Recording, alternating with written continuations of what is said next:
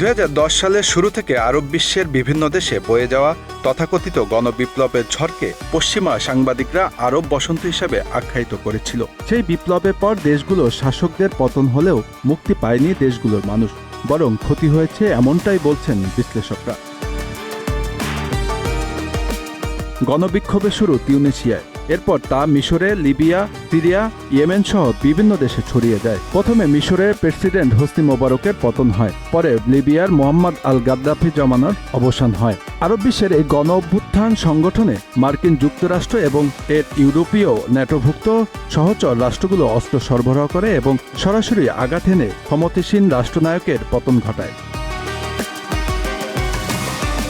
এক হিসাবে বলা হয় আরব বসন্তের ফলে মাত্র 2.25 বছরে লিবিয়া, সিরিয়া, মিশর, তিউনিসিয়া, বাহরাইন ও ইয়েমেনের গণ আন্দোলনের ফলে মোট দেশজ উৎপাদনের ক্ষতি হয়েছে $2056 কোটি। এই আন্দোলনটি একাধিক দেশের রাজনৈতিক স্থিতিশীলতা ভেঙে দেয়। দেশগুলো অর্থনৈতিকভাবে যে ক্ষতির সম্মুখীন হয় তা আজও পূরণ হয়নি। তিউনিসিয়া, যেখানে আরব বসন্ত শুরু, সেখানে পরিস্থিতি তুলনামূলকভাবে স্থিতিশীল। 2011 সালে জিনে এল আবেদিন বেন আলী পতনের পর থেকে দেশটি গণতন্ত্রের পথে হাঁটছে। তিউনিসিয়ায় একাধিক নির্বাচন অনুষ্ঠিত হয়েছে। দেশটির বেকারত্বের হার এখনও একটি বড় সমস্যা রয়ে গেছে, বিশেষ করে যুব সমাজের মধ্যে। রাজনৈতিক অস্থিরতার কারণে বিদেশি বিনিয়োগ কমেছে, যা অর্থনৈতিক উন্নয়নকে বাধাগ্রস্ত করছে। এছাড়া দেশটিতে সন্ত্রাসবাদের হুমকির মুখোমুখি রয়েছে।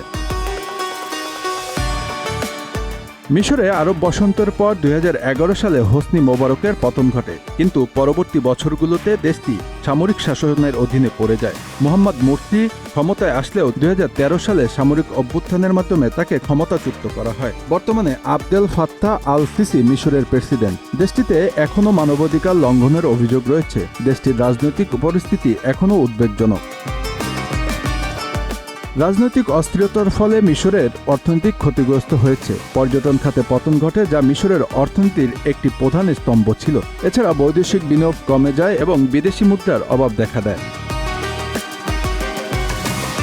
লিবিয়ায় গাদ্দাফির পতনের পর থেকে এক অরাজকতার মধ্যে রয়েছে। দেশটি দুই ভাগে বিভক্ত, যেখানে দুটি প্রতিদ্বন্দ্বী সরকার ও তাদের সমর্থক মিলিশিয়া গোষ্ঠীগুলোর মধ্যে সংঘাত চলছে। আন্তর্জাতিক সম্প্রদায়ের সহায়তা সত্ত্বেও লিবিয়ার পরিস্থিতি এখনও বেশ জটিল। তেলের রপ্তানি করে কিছুটা অর্থনৈতিক উন্নতি হচ্ছে, তবে নিরাপত্তা ও স্থিতিশীলতা এখনও অনিশ্চিত। এছাড়াও দেশটিতে বেকারত্ব এবং দারিদ্র্যের হার বেড়ে গেছে। জনগণের জীবনযাত্রার মান কমে গেছে। রাজনৈতিক এবং নিরাপত্তা পরিস্থিতির কারণে বৈদেশিক বিনিয়োগ প্রায় বন্ধ হয়ে গেছে, যার ফলে বিদেশি মুদ্রা সংকট দেখা দিয়েছে। সিরিয়া আরব বসন্তের সবচেয়ে মর্মান্তিক প্রতিক্রিয়া জানায়। 2011 সালে বাশার আল আসাদের বিরুদ্ধে শুরু হওয়া গণ আন্দোলন গৃহযুদ্ধে রূপ নেয়। এই যুদ্ধে লক্ষাধিক মানুষ নিহত হয়েছে এবং লাখ লাখ মানুষ উদ্ধ্বস্ত হয়েছে। বর্তমানে সিরিয়া বিভিন্ন অঞ্চলে বিভক্ত এবং বিভিন্ন বাহিনী ও গোষ্ঠী তাদের নিয়ন্ত্রণ প্রতিষ্ঠা করার চেষ্টা করছে। আন্তর্জাতিক সম্প্রদায়ের হস্তক্ষেপ সত্ত্বেও সিরিয়ার পরিস্থিতি এখনও উদ্বেগজনক। দেশটিতে গৃহযুদ্ধে বিভিন্ন আন্তর্জাতিক শক্তি যেমন রাশিয়া, ইরান, তুরস্ক এবং যুক্তরাষ্ট্রের হস্তক্ষেপ রয়েছে। গৃহযুদ্ধের ফলে সিরিয়ার অর্থনীতি ধ্বংস হয়ে গেছে। শিল্প, অবকাঠামো এবং সেবা খাতগুলো মারাত্মকভাবে ক্ষতিগ্রস্ত হয়েছে। দেশটির মানবিক সংকট বৃদ্ধি পেয়েছে এবং জনগণের জীবনযাত্রার মান অত্যন্ত খারাপ হয়ে পড়েছে। এখন সিরিয়ার সরকার এবং বিরোধী গোষ্ঠীগুলো আন্তর্জাতিক সাহায্যের উপর নির্ভরশীল হয়ে পড়েছে।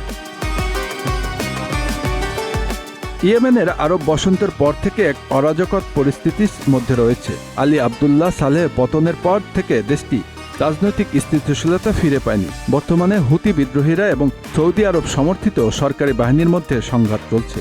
এই যুদ্ধের ফলে দেশের অর্থনীতি ভেঙে পড়েছে এবং মানবিক সংকট সেখানে তীব্র হয়েছে।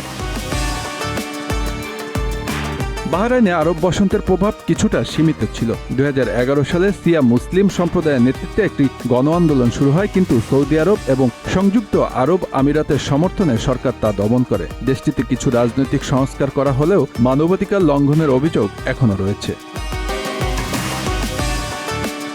Bangla affairs news desk.